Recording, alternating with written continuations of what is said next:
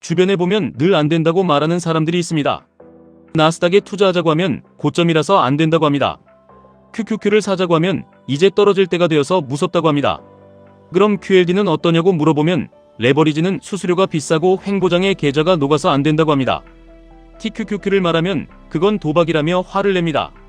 해야 할 이유보다 하지 말아야 할 이유가 더 많은 사람들입니다. 돈이 없어서, 시간이 없어서, 금리가 너무 높아서, 경제 위기가 올 것 같아서 늘 하기 싫은 이유부터 먼저 막 쏟아냅니다. 이런 사람들은 자본주의라는 거대한 시장에서 아무것도 할 수가 없습니다. 이 사람들이 투자를 바라보는 시선은 그저 내 소중한 시간과 돈과 노력을 허공에 버리는 것으로 생각하는 것입니다. 무언가를 실행해서 얻게 될 거대한 복리의 마법을 보는 것이 아니라 그저 내 계좌에서 당장 찍히는 파란색 마이너스, 그 나가는 손실 비용만 생각하는 것입니다.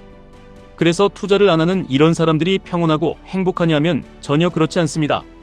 이 사람들은 불행하지도 행복하지도 않은 아주 무기력한 상태로 평생 노동의 굴레에 갇혀 살아갑니다.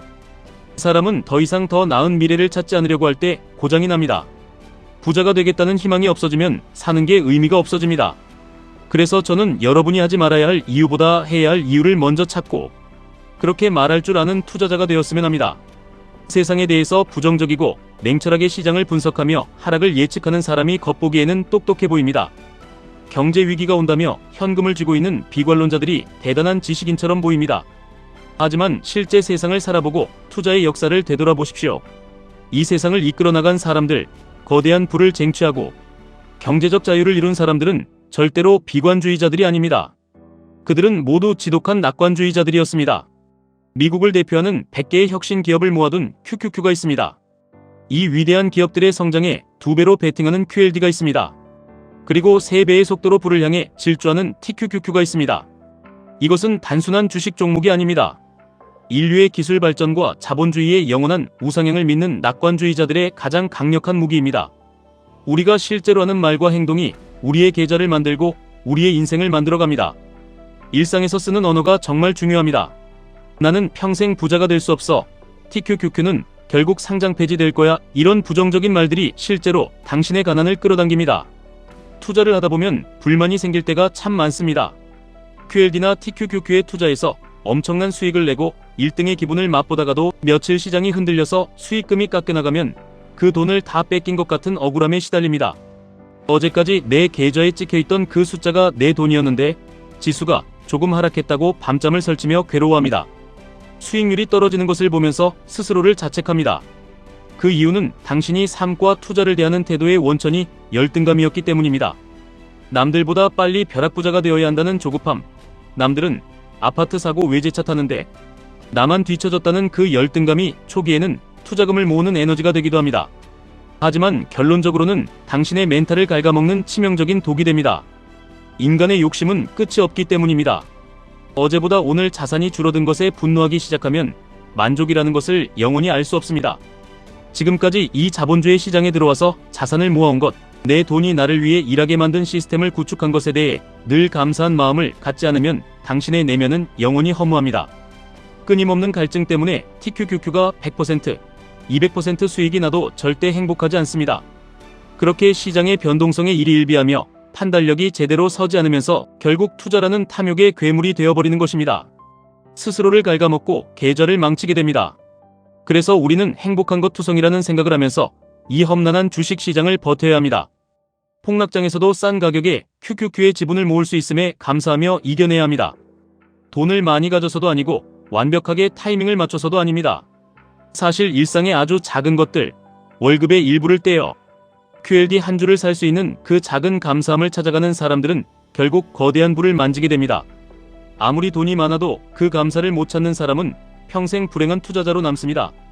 뜬구름 잡는 이야기 같지만 기본적으로 여러분이 쓰는 단어와 머릿속에서 움직이는 생각의 글자들이 여러분의 최종 수익률을 만들어냅니다.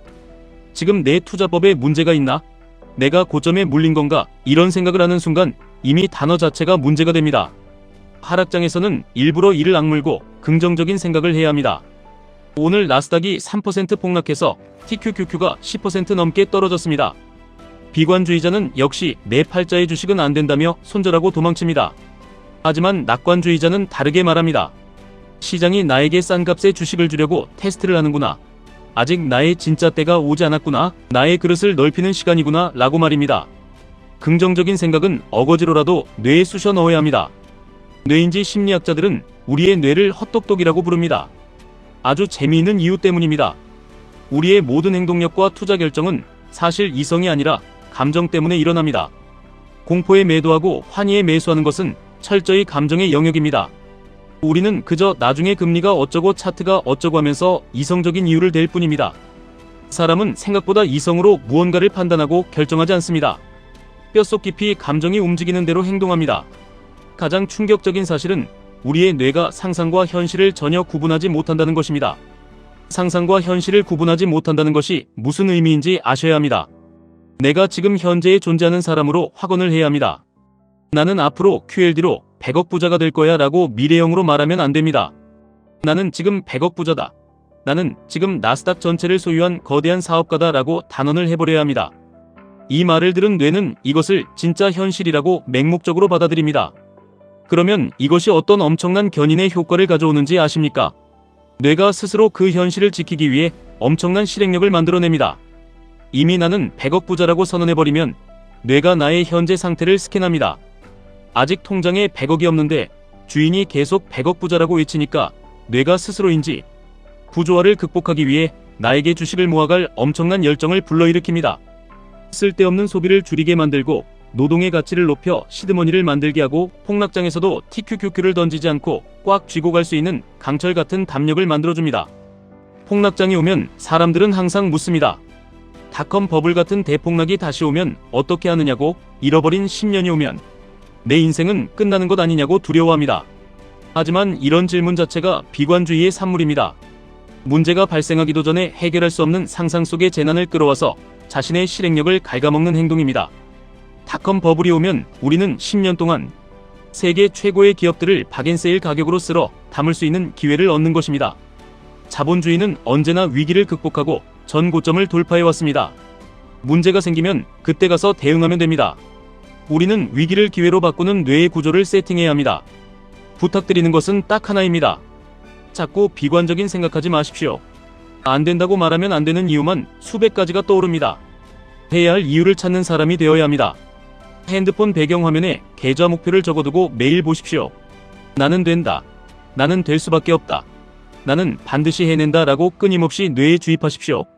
TQQQ의 변동성을 견디는 힘은 차트 분석에서 나오는 것이 아니라 당신의 언어와 상상력에서 나옵니다. 할 수 있습니다.